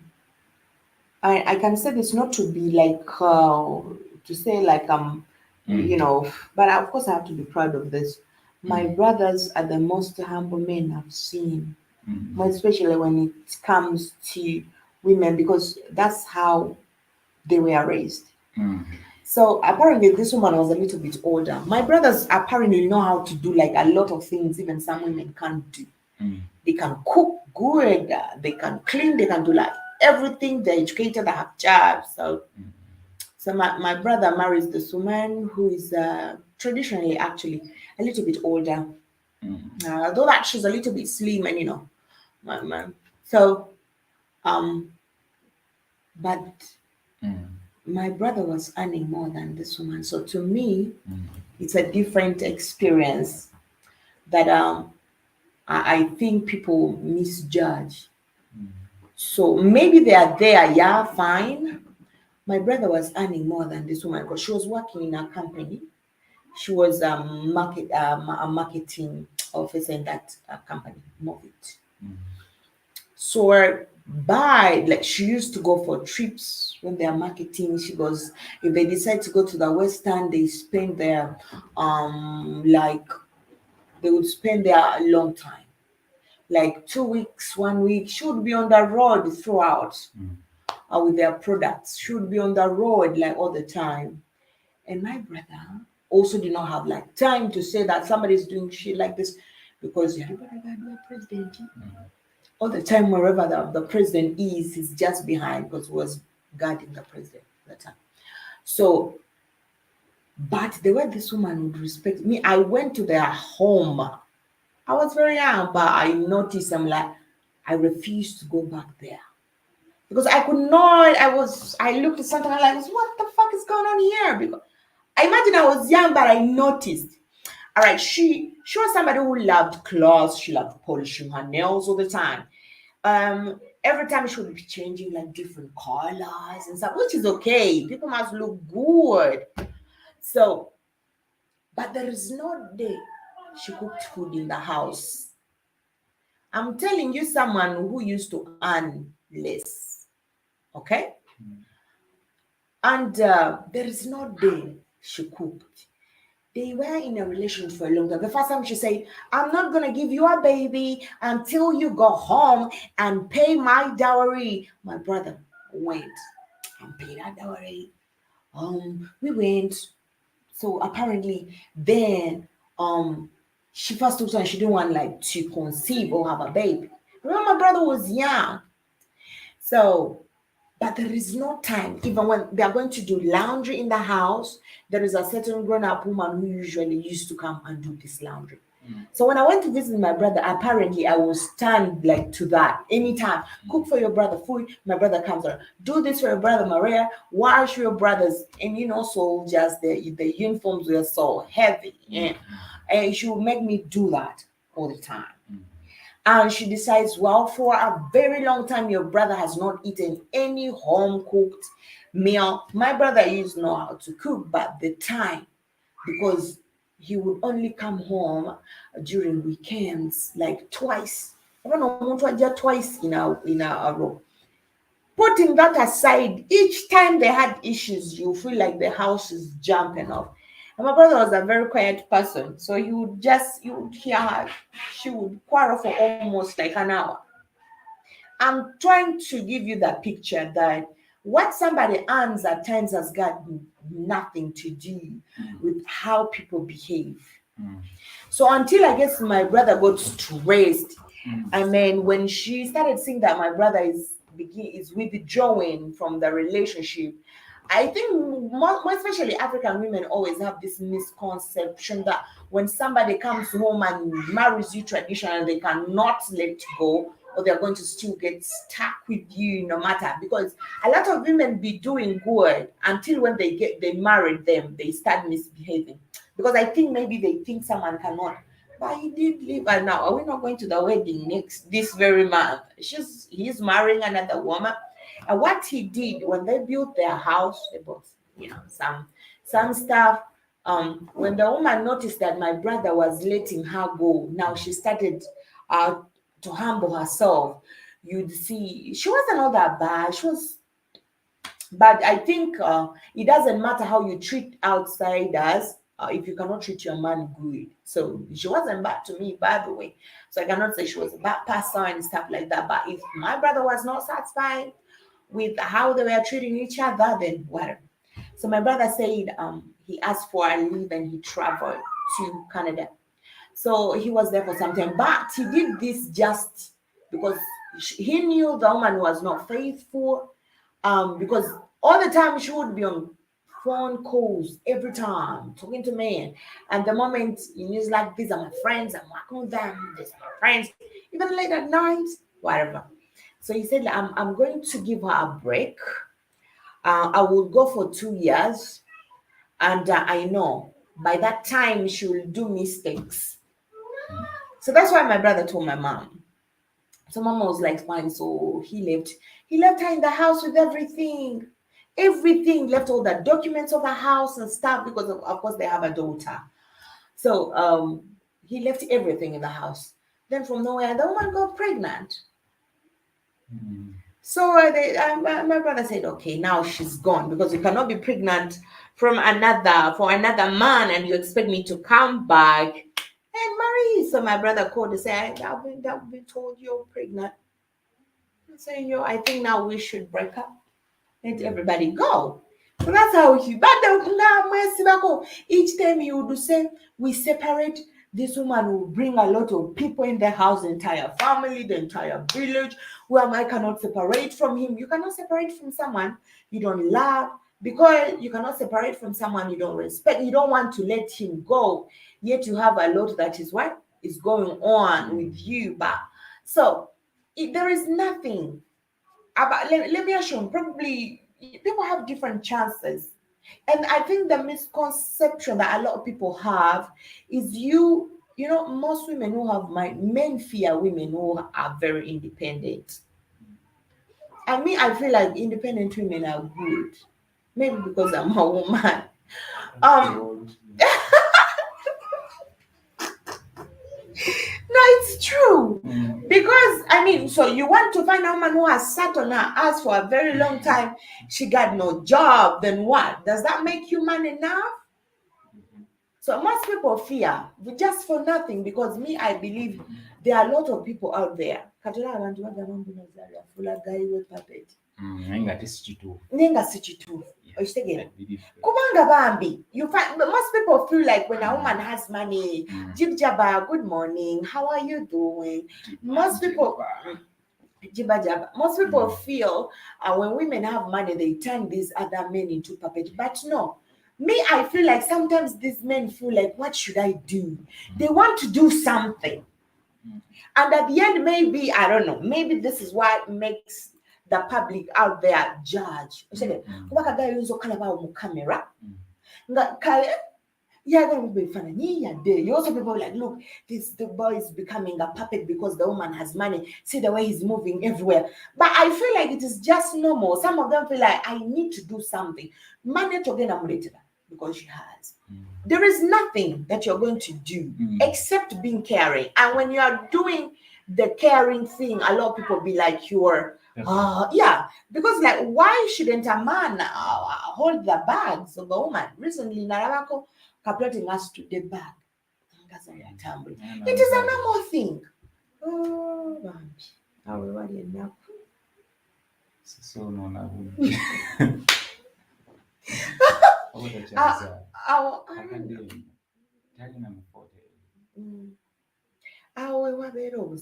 it is normal for a man okukwatira omukazi bag.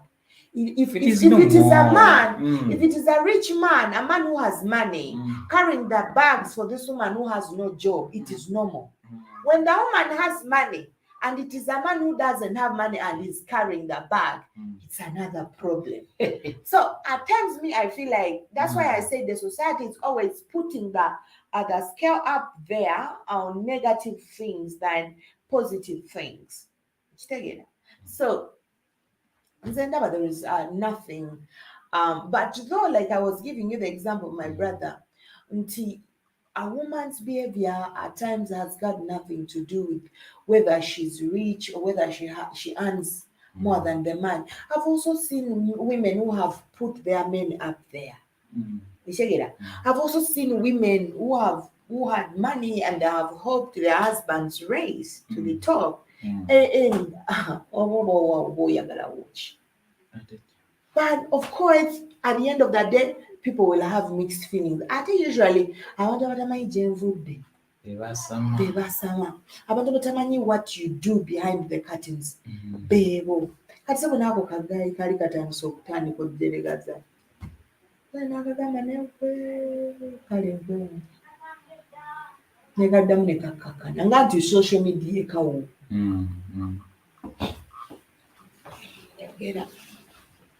So men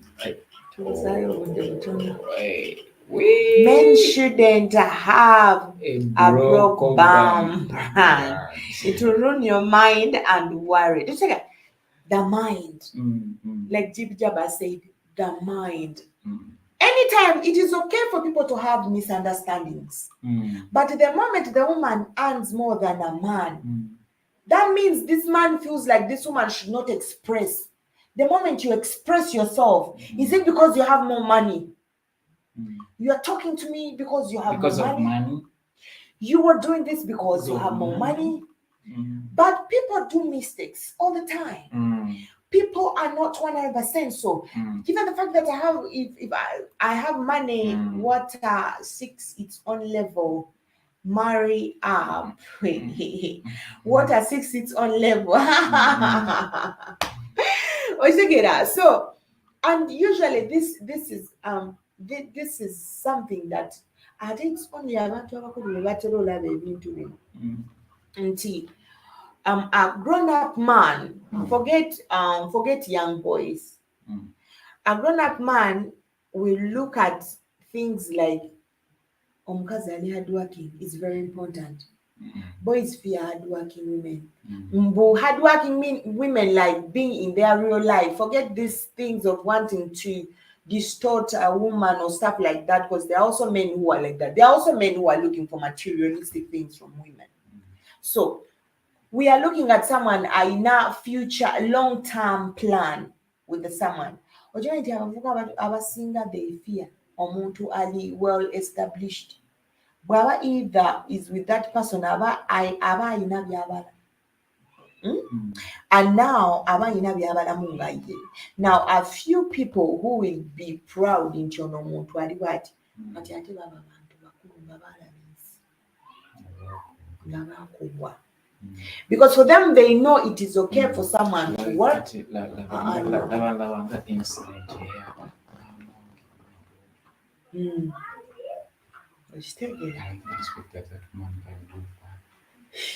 But she didn't give birth. Yeah. They did surrogate.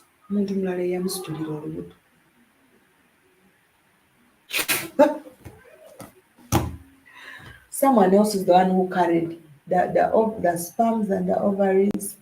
It is another woman. They put that in another woman, and the woman had to bear the twins for her. She didn't produce. Okay, the children are biologically theirs, but they did that through surrogate.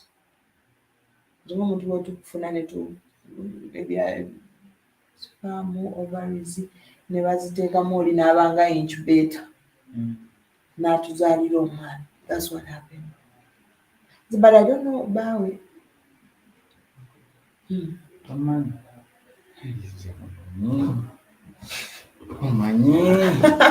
So you can see water 6 is on level.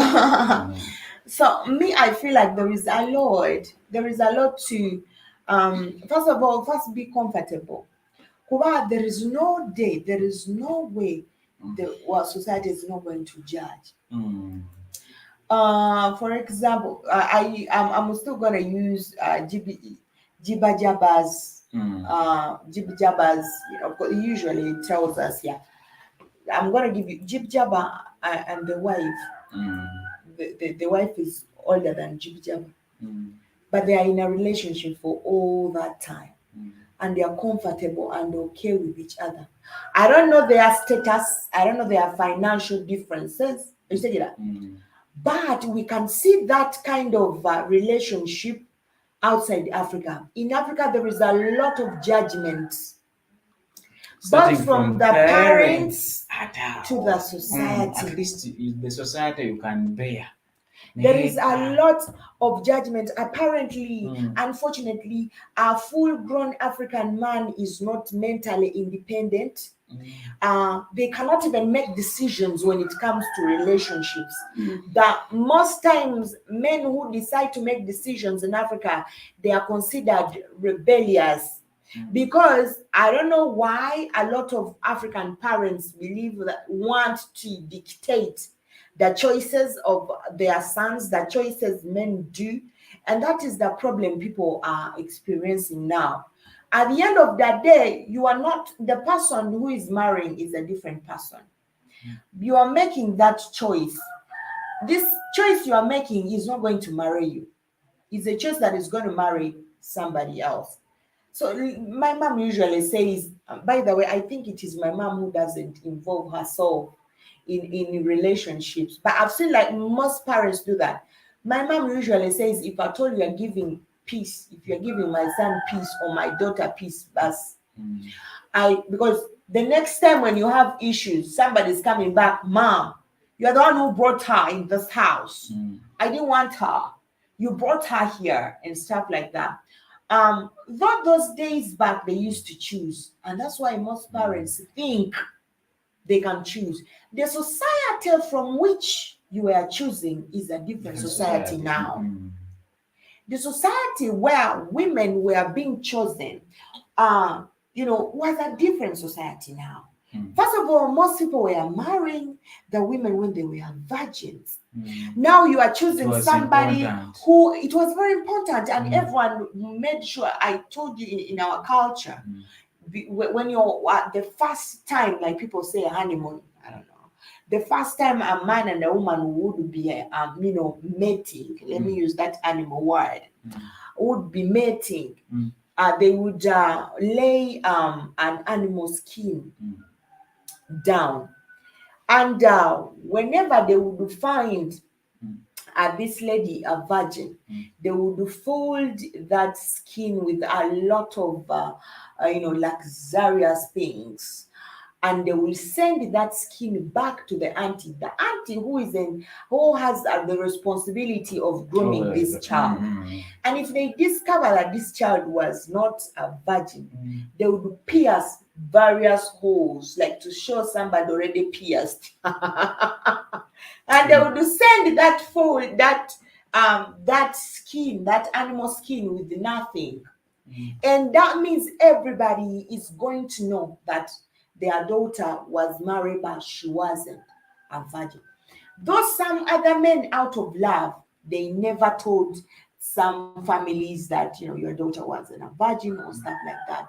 To the point that the same culture is being done. Our Arab people have a lot in common with the culture, with African culture, to the point that Arab people, what they used to do, because they also do the same thing, you would find that people are having sexual intercourse, but they are using the backside. And ladies would do, I don't know how the backside virginity is called, me, I don't know. But people would do sexually have sex, and somebody's saying, I'm keeping this other part for the man I'm getting married to, but someone is protruding your ass. Just for that. So people, that is how important virginity was. And in my culture, whenever like they could find you, like when you're virgin, they could send a goat to the auntie. To the auntie, yeah. And nowadays there are medicines a lot of people use To come back. Can it come back? Atakati kwe virgin chojimanyi wewe. Nze toyina kyogimanyiko. Kati kankubuulire. You can never. Except that people, it is a myth. All these stories people be talking about that thing. Omuntu yinza n'okwebaka n'omuntu. Ng'alina peas, n'omusajja agenda kuwulira omuntu n'agamba omusajja. That one is the other one. No, I'm trying. Mukama Katonda wange omwana wona. Kati ekintu ekyokubiri, you can oyinza okubreakinga virginity y'omuntu watamanyiza. Yeah. Olw'ogumanyika ekinnamba. Ekyokubiri, virgin, lwaki tulina kuno virginity y'omuntu has got nothing to do n'omusango.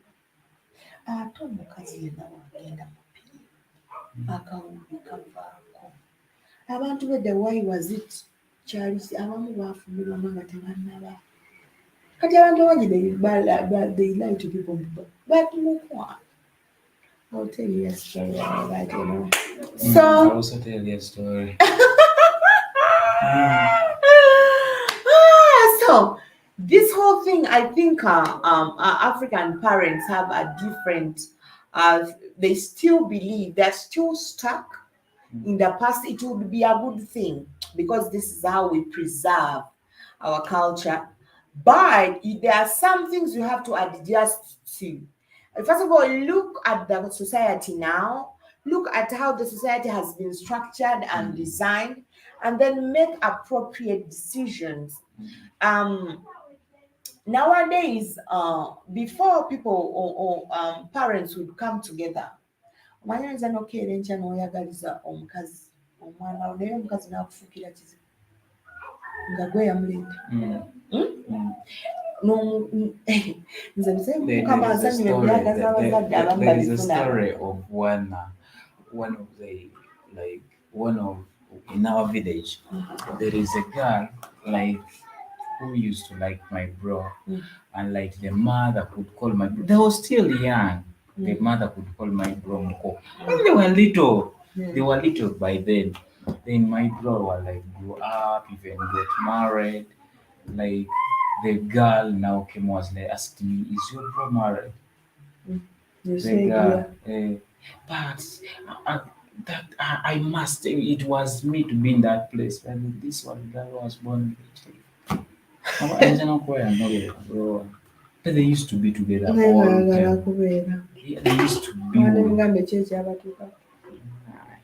Like the girl was studying from Makerere for some good time. I think she was even older than my bro. Studied from Makerere for some time. Then my bro was in Masaka. Naye So maama oyo that time. yali amwagala. Wait, you know my omanyi bulungi. Omanyi bulungi. Nze mutya.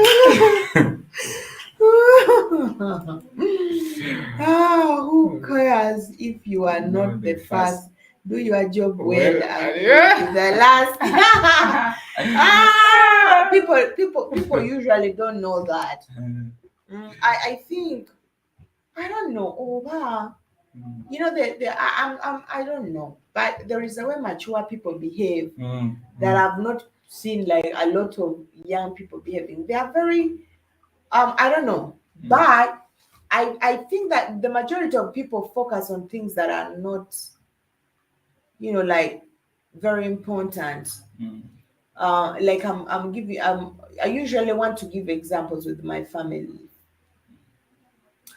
There are things, parents, if your culture is crazy, what's to preserve, involve. Check it out. If the culture is crazy, then you involve the vehicle. Why are you preserving it? There are a lot. It is like people who believe parents forget that the situation we are in now is. Do you know that some parents don't want their children to marry educated women? Some parents don't want their sons to marry women who are working. Some African parents don't want their sons to marry women who are exposed, like you were in the city, that being raised in a city or in an urban area, you are definitely a spoiled person. Some parents even will say you cannot marry you cannot marry a woman who speaks foreign languages or different languages other than your language. People can pretend. I don't know. People can pretend when they want to do something, and I've seen this. My auntie, she's not so very exposed on my mother's side. She's not very. She's like, I'm sorry. She's like not. It's a heavy word.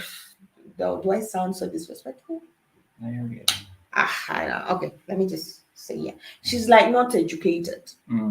She got married when she was young, so she didn't go to school, and she has children now. She for her there is a way she views things. I used to tell you she was always like putting me on pressure.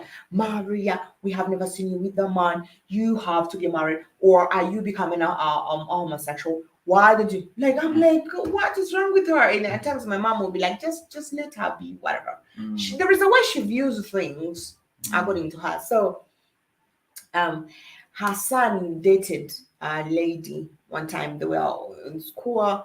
She had this lady on the phone when she's speaking English. She said, "You cannot marry that woman." What kind of woman is this? You're gonna marry a woman who is not a cultural, she's not what? She started saying a lot of things. And for her, I think she used to measure age according to the body size. So she went and got this lady. She was very slim. The lady was like, damn, older than the sun. She was complaining that this other woman, this other lady made to be older than the sun. So she got a lady who is like, I don't know how many times older than the sun. And the lady was always humble at home. She's going to the farm. She's doing stuff a lot. And because my cousin wanted to make the mother happy, he married this lady. The moment he brought this lady to the city, she was like, when you close the chicken from the house and open early in the morning. Mm. You've ever seen that chicken that is running from the chicken house? That's They what always happened to walk. this. Oh, They jump. yeah. The woman, Mm. the boy, he decided to marry because the mom loved this lady a lot. Mm. So she married. And by the time this lady came to the city, she was pregnant. I think the mother had to, like, all the time was on their ass. When the lady came, this is the lady, when my brother goes for work, she's around with other men. You understand? She was not exposed. She had not seen the world. She had not seen how, how things are. She was apparently maybe seeing a lot of things for the first time. This is the lady whom they will call to go and buy chips, and she's behind the ass of this man. They're gonna buy me KFC. Now you can tell Maria you're gonna buy me KFC, and I'm on your ass because I want to eat KFC. Really, the KFC I have eaten, that you cannot scare me with that shit. So this woman was following people anyhow because of cheap things, because she wasn't exposed. She had never seen these things before.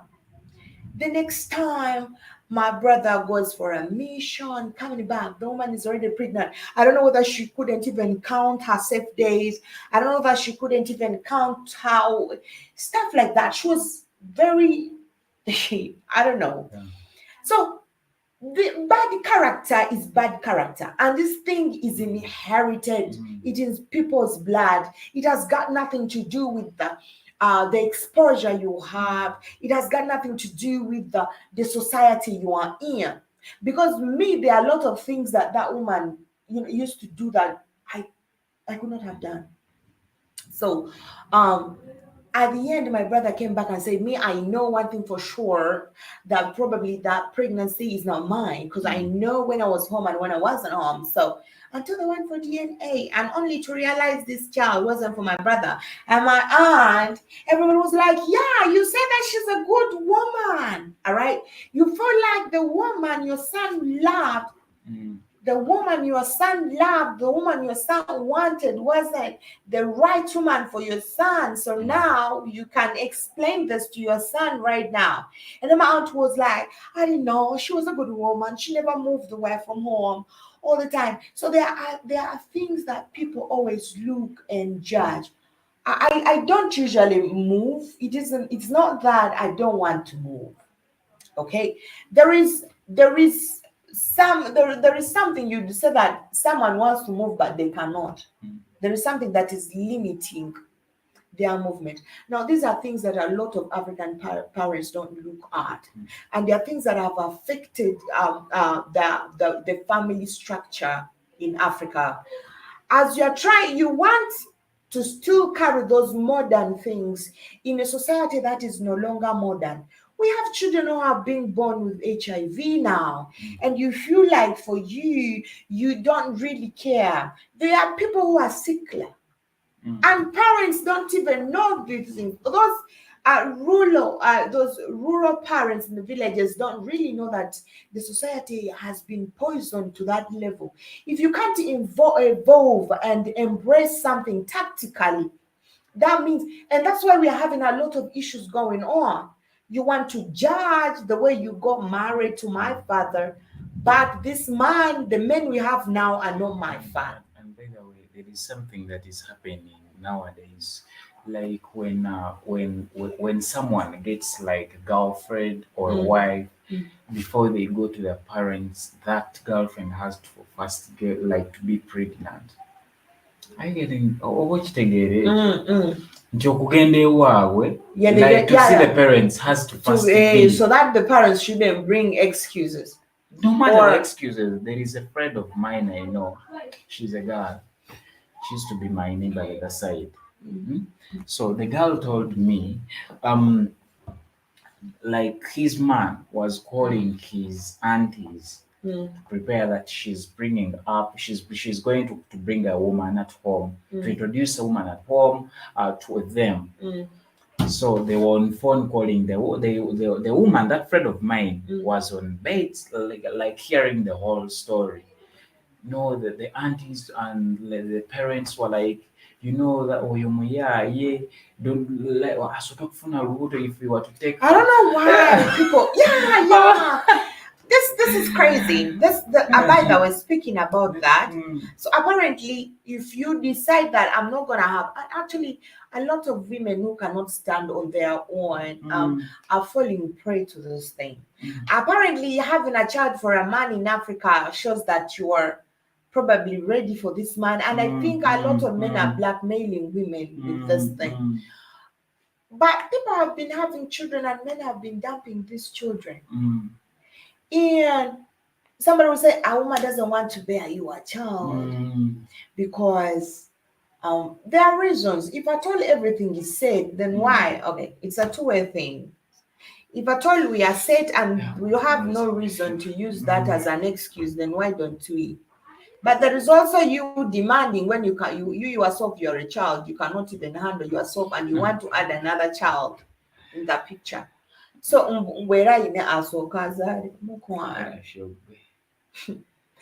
What's up? Twaleri tulabeeza ati twanditambuddewo n'essatu.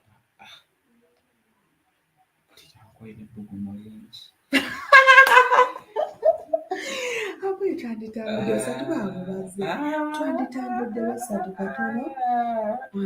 Bwe tutambulawo essatu tuba tuzaaleemu. Bajja otunagulwasa. Bajja otunagulwasana. Salil has already to Lave. Okay.